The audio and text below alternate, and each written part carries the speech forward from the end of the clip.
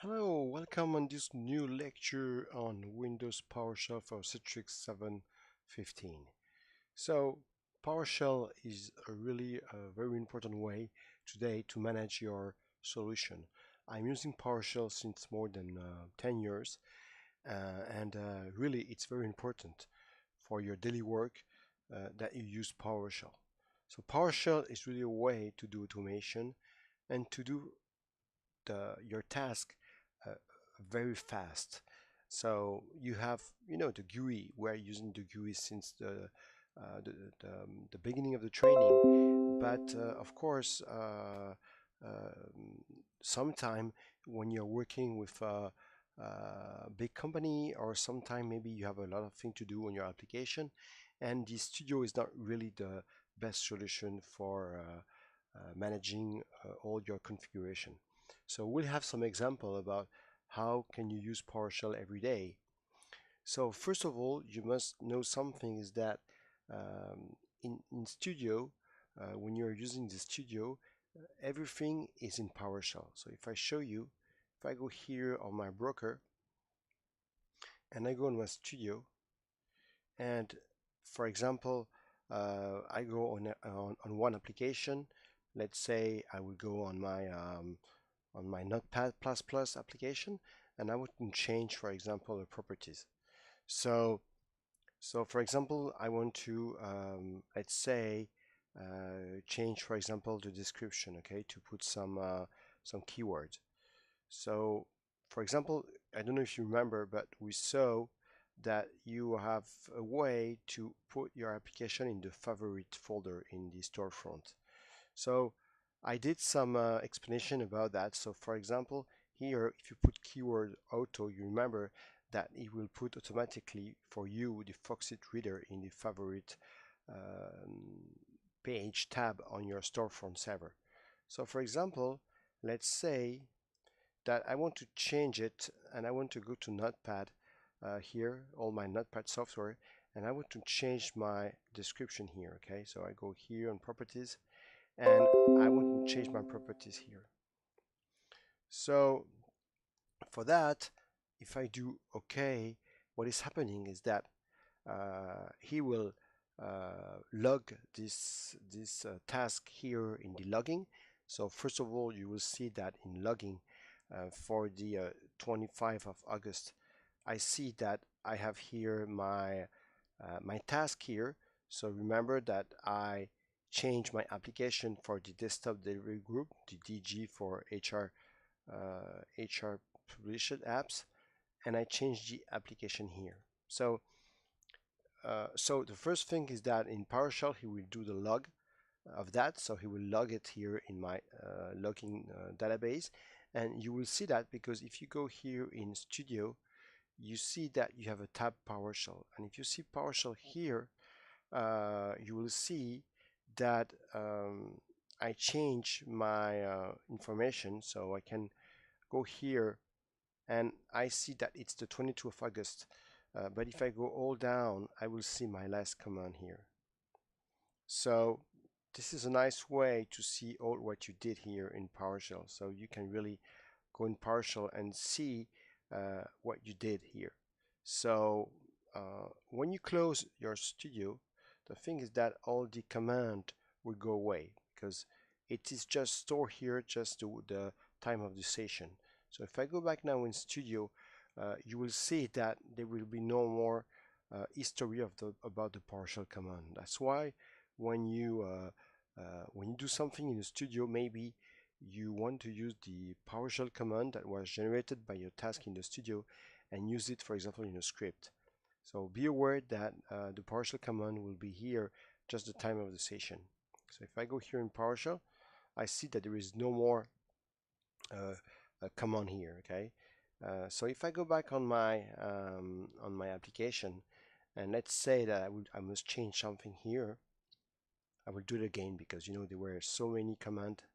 So if I go back here on my notepad here, and let's say I change here my keyword, and let's put mandatory here. So let's go here and put mandatory.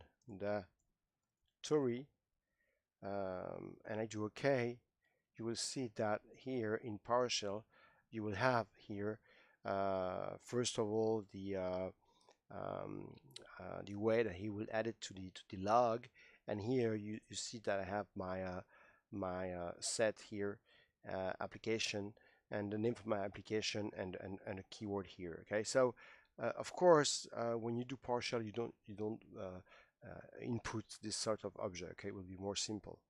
But this is the first thing. Okay, so when you do something in the GUI here, you will have your PowerShell here, and you will have also some of your last action. Okay, this is can be nice, and remember that you have your command task here.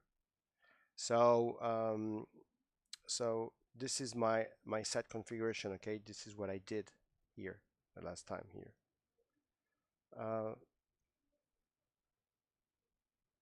Okay, so secondly, let's go back here on my slide. You must know that you have some action that you cannot do without PowerShell. So this is important because often people say, okay, why must I use PowerShell? Why? Can I just use my GUI? No, because some action you can do it only with PowerShell. For example, when you want to see if the local host cache is enabled, you must do a set broker site local host cache enable true, and of course we disable the connection listening because this is the old way. We'll see that in the HA high availability section of the course. So after, for example, when you enable XML trust, this is done when, for example, you want to enable single sign-on, for example, or for example, you add in your DMZ the net scaler, and the net scaler is the net scaler is the point where you will type your username and password, and this information will be passed to the delivery controller and to the StoreFront, and of course to the delivery controller.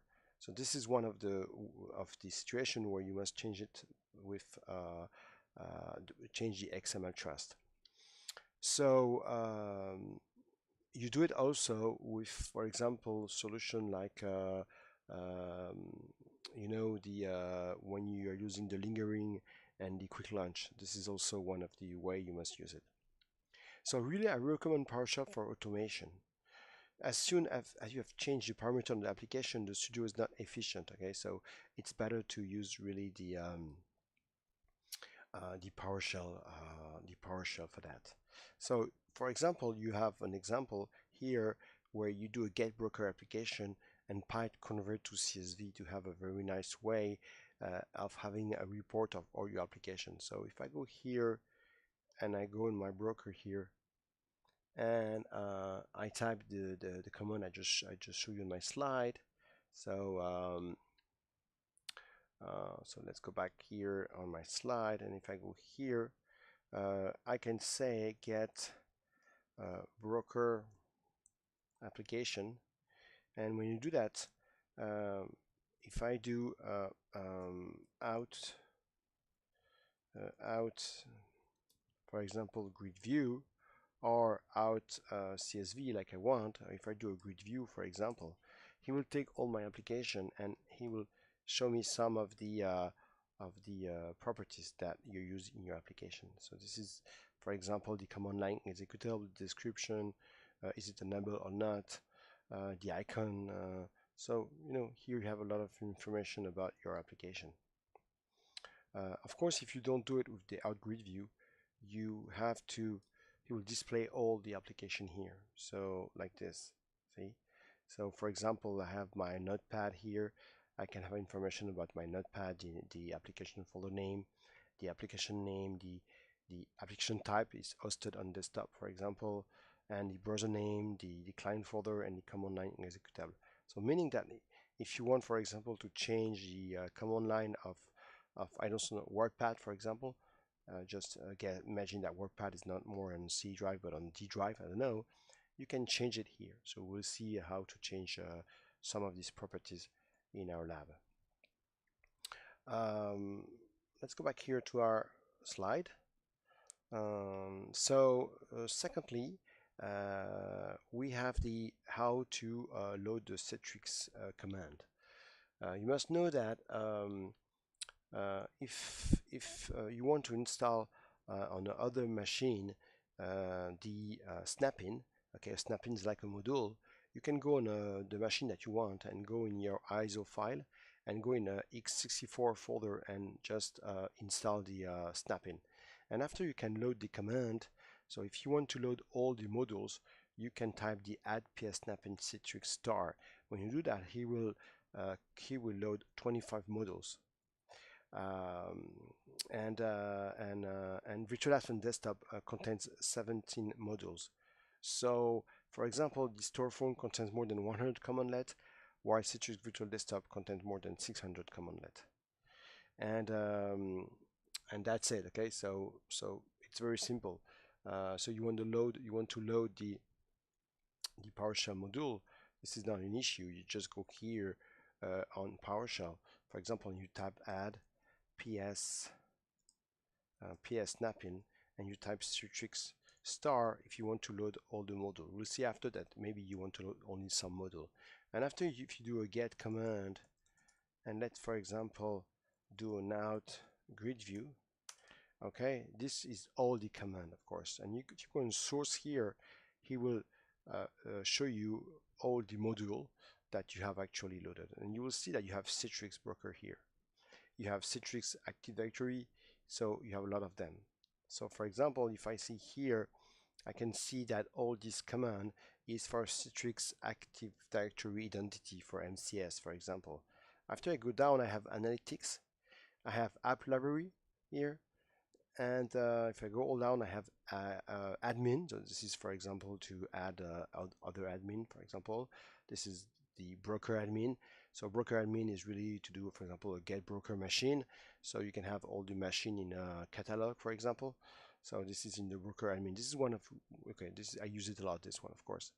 After you go down, you have the other module here. You have the configuration, but for example, you want to configure the DB connection, for example. You have the logging. This is for the log. You have the admin. So if you want, for example, delegated admin, if you want to add a new administrator to use the studio, this is where you can do it. And you have all the host admin module. This is for the hypervisor. So you have so many PowerShell module.